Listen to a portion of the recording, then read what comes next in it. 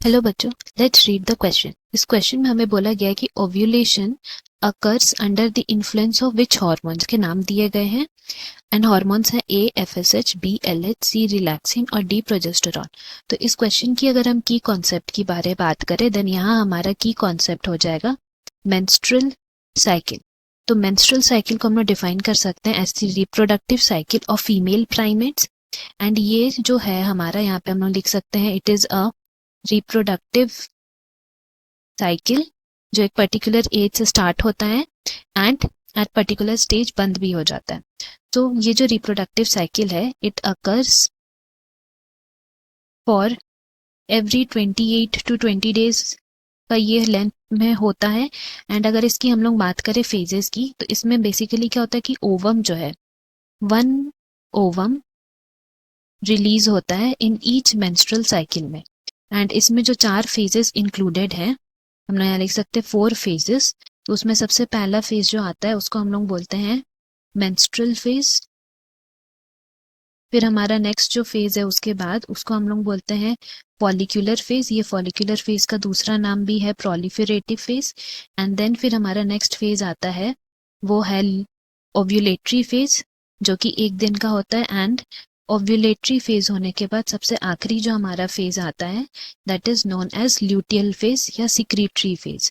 तो ये 4 phase involve हैं जहाँ पे अगर हम लोग सबसे पहले बात करते हैं मेंस्ट्रुअल फेज की तो हम लोग यहाँ लिख देते हैं मेंस्ट्रुअल फेज। मेंस्ट्रुअल फेज में क्या होता है कि ये basically last for 3 to 5 days, मतलब फर्स्ट डे से शुरू होता है एंड 3 to 5 डेज रहता है और वो हर फीमेल पे वेरी करता है। नाउ इसके बाद क्या होता है कि हमारा फॉलिक्यूलर फेज आता है।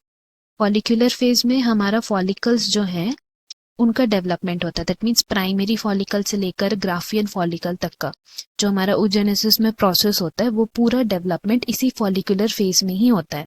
एंड ये फॉलिकुलर फेज जो है वो 5th डे से लेकर 13th डे तक होता है।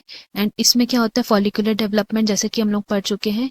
एंड इसमें अगर हम लोग हॉर्मोन्स की बात करें फॉलिकुलर फेज में तो इस फेज में एलएच एंड एफएसएच इन दोनों का सिक्रीशन होता है। ये इंक्रीज होता है इनका सिक्रेशन जिसके वजह से क्या होता है फॉलिक्यूलर डेवलपमेंट होता है और साथ ही साथ सिक्रीशन भी होता है एस्ट्रोजन का।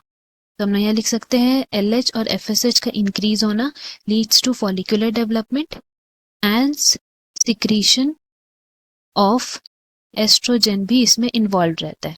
तो ये दोनों चीज इसमें होता है। एंड ये जो एलएच है वो पीक लेवल पहुंच जाता है। मैं लिख सकते attain peak level in the ovulatory phase. Ovulatory phase जब होता है उसमें ये एलएच जो है वो एकदम पीक पे पहुंच जाता है जिसको हम लोग नाम दिए हैं एलएच सर्ज। इसी वजह से ओव्यूलेशन भी हमारा हो जाता है।